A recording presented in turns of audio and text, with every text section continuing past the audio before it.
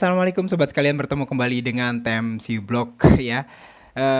Di kali ini kita akan bicara mengenai recap dari race Moto3 dan juga MotoGP di seri ketiga Grand Prix of the America di Circuit of the America kota Austin, Texas, Amerika Serikat tahun 2026. Untuk Moto3 sendiri seperti kita ketahui, perjalanan dari pembalap Indonesia Veda Ega Pratama itu bisa dibilang sangat impresif ya.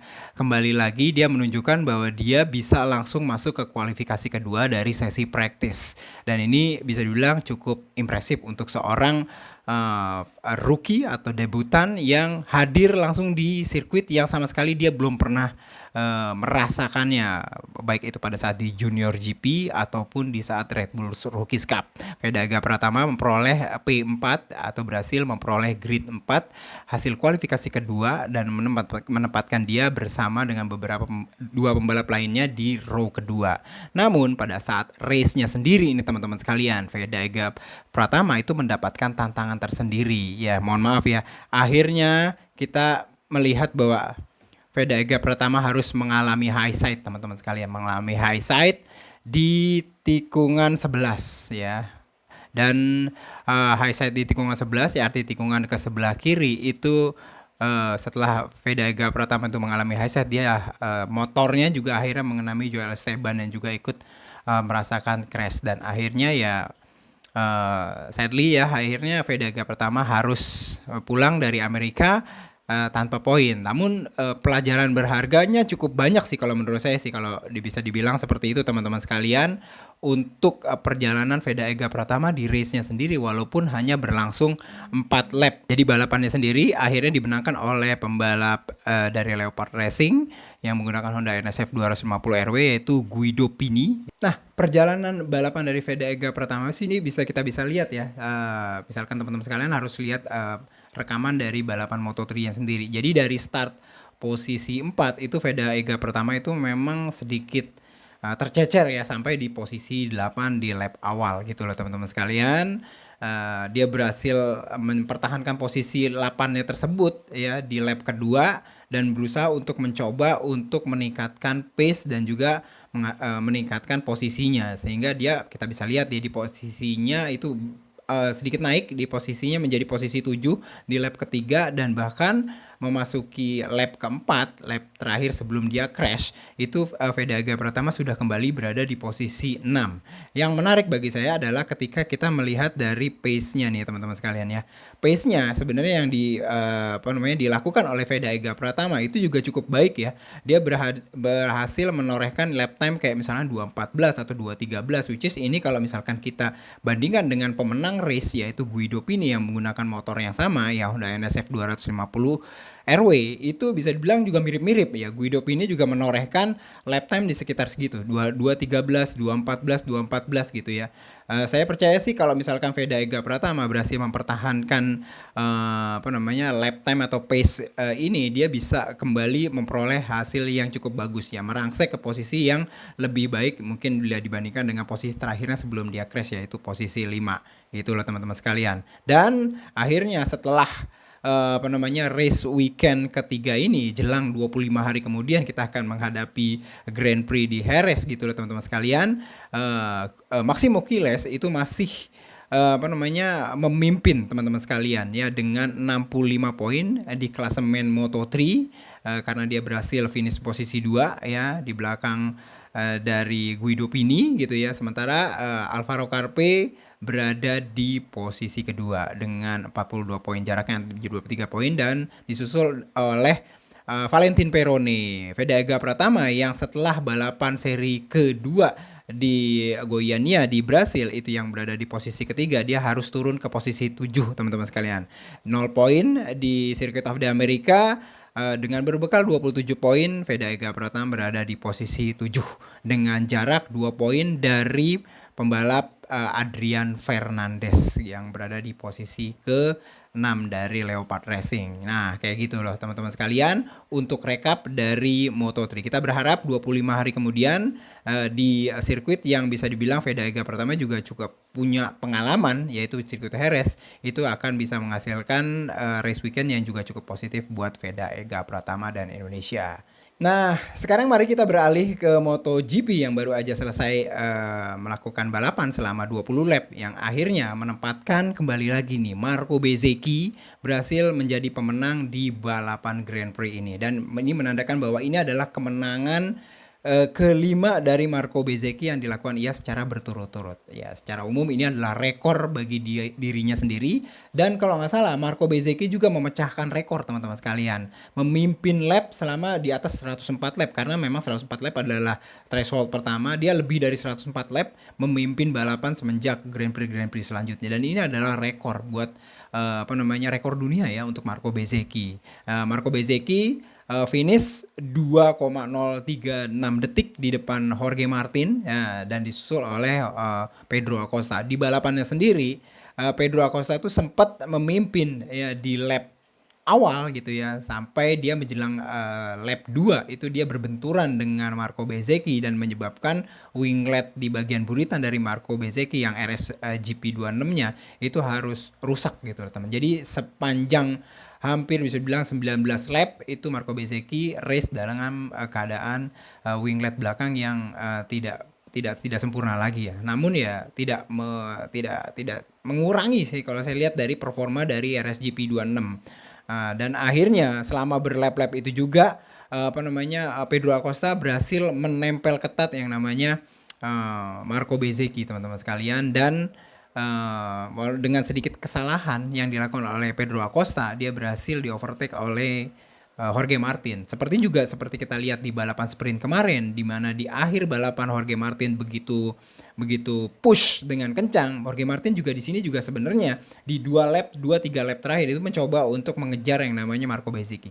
Itu jarak antara Jorge Martin dan Marco Bezzecchi itu sempat kurang dari 1 detik. Namun ketika itu sepertinya kayak Marco Bezzecchi itu diberikan informasi ya, dan dia tahu akhirnya di mana Jorge Martin berusaha mendekat, akhirnya Marco Bezzecchi gas lagi sehingga dia bisa finish di posisi dengan jarak 2 detikan dari Jorge Martin yang berhasil finish di posisi 2. Balik lagi, ini adalah suatu tanda ya, dimana enggak lagi ini adalah sinyal-sinyal, namun ini adalah benar-benar red alert. Ini benar-benar peringatan keras buat Ducati yang selama bertahun-tahun ke belakang begitu perkasa dan juga mendominasi balapan MotoGP.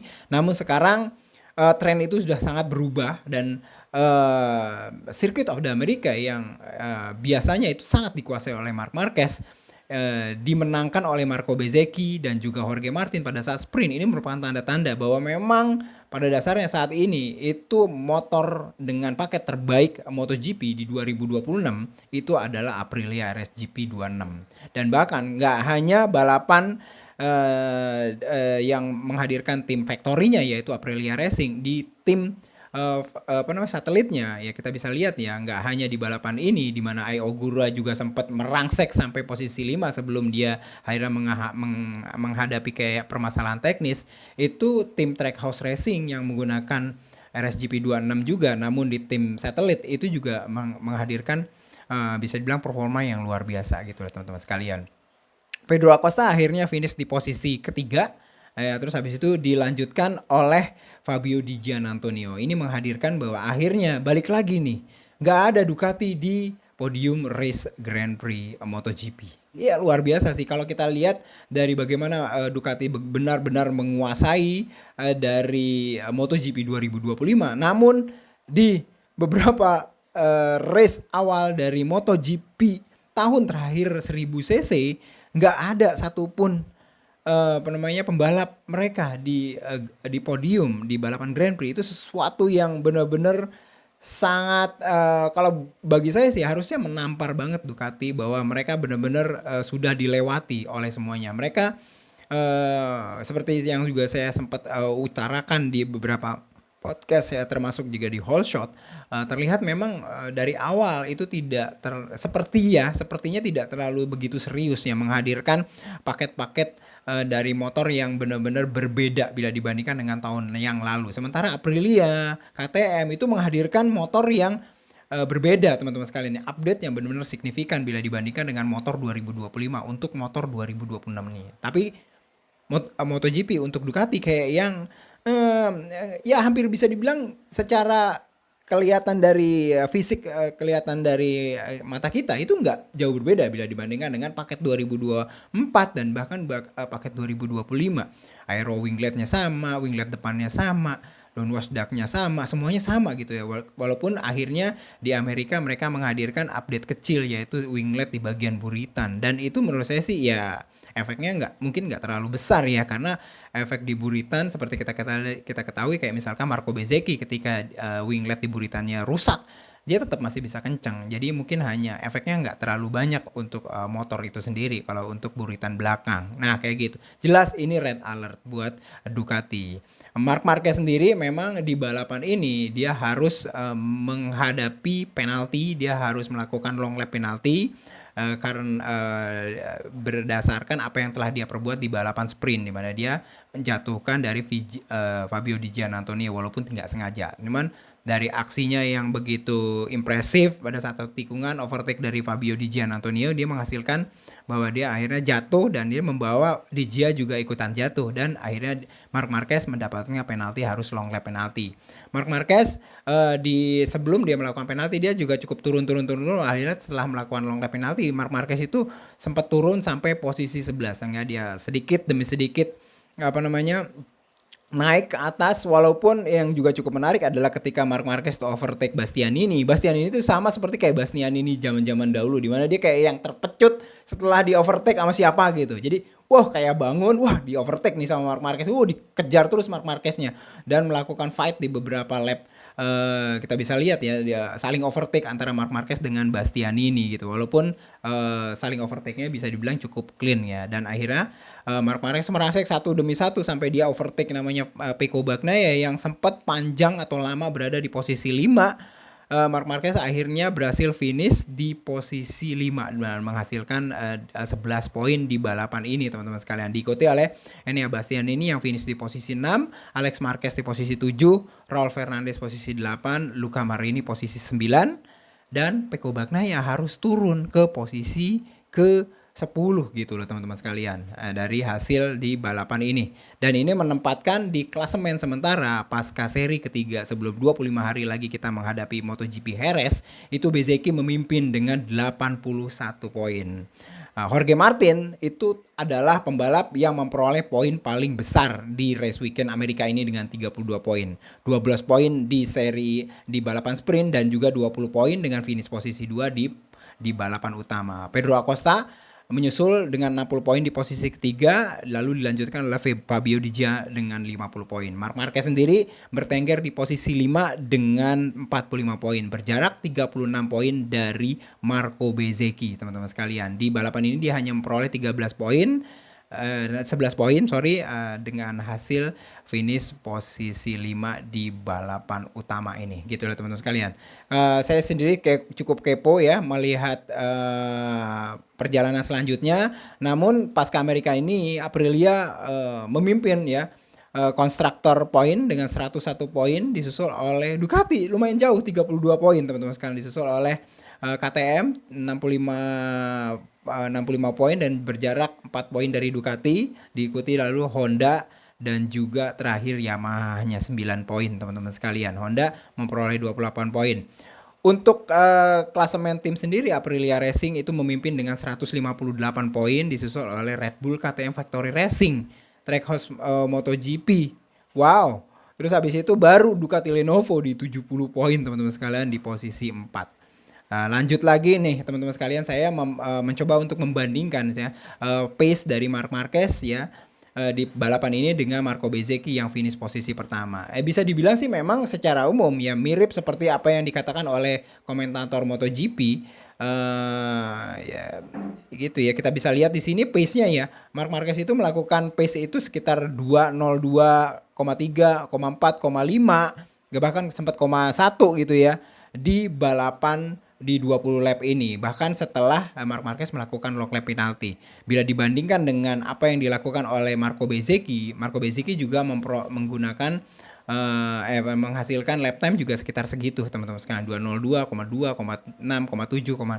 Ini artinya memang secara umum Marc Marquez ini melakukan pace yang bisa dibilang pace ya mungkin bisa dibilang ya kalau tidak bisa dibilang berlebihan itu bilang pace podium pada dasarnya kalau misalkan dia tidak melakukan long lap penalty. Namun ya itu dia, balapan harus melakukan semuanya termasuk juga melakukan kewajiban dari penalti, dan Marc Marquez melakukan long lap penalty, dia harus turun posisi 11 walaupun akhirnya dia bisa finish di posisi kelima gitu lah teman-teman sekalian. Jadi namun secara umum pace-nya Marc Marquez bisa dibilang cukup baik walaupun dia dikenai dengan berbagai masalah di race weekend MotoGP Amerika ini.